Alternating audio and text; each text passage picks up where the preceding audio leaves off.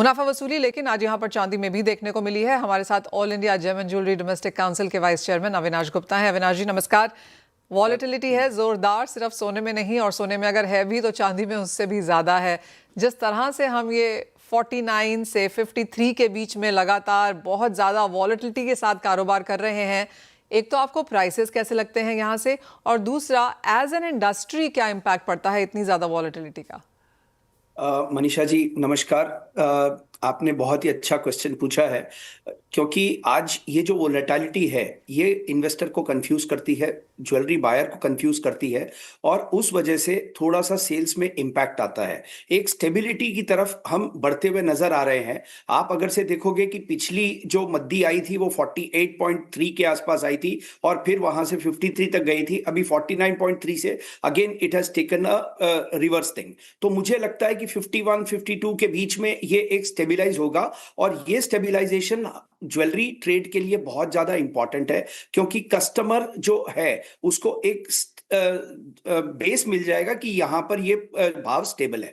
वो एक तरफ हमारी ये विशफुल थिंकिंग है, लेकिन जिस तरीके की वोलेटिलिटी, क्योंकि फंडामेंटल्स और जियोपॉलिटिकल टेंशंस ये दोनों के बीच में बहुत खतरनाक लड़ाई चल रही है, और उसी के पीछे इसकी ये जो फ्लक्चुएशन हो रहा है ये उसी का कारण है। Fundamentals are not letting the price down, और जियोपॉलिटिकल जो टेंशंस है वो टेंशंस इसको नीचे की तरफ खींच रहे हैं। तो ये सारी चीजें चल रही है। मुझे लगता है कि बेस बन चुका है फिजिकल के अंदर 1.5 लाख रुपए का, इससे नीचे मुझे जाता हुआ नजर नहीं आता है अभी करंट सिनारियो में।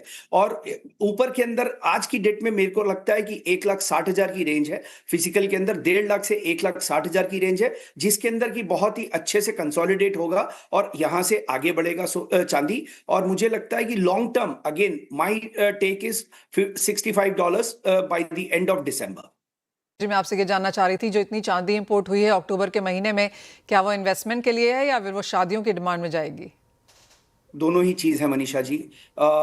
Investment has gone very deep Diwali के आसपास, और शादी की गिफ्टिंग और दिवाली गिफ्टिंग के अंदर दिस ईयर चांदी बहुत ज्यादा कॉल में थी, and everyone was buying silver left right and centre. Definitely investment बहुत ज्यादा हुआ है, और मुनाफा वसूली की वजह से भी काफी प्रेशर भाव में आ रहा है। तो that is what I am saying. तो आज की डेट में अगर से मैं चांदी को एक ज्वेलरी बाइंग के हिसाब से देखता हूं, तो सोने के अंदर जैसे कि पॉकेट साइज इज स्टेबल, तो उसकी वजह से लोग जो सोने के अंदर उनको अपने आप को नहीं ले सकते हैं वो चांदी की तरफ जा रहे हैं। तो चांदी की demand on the jewellery and gifting side is high, as well as investment also is very high.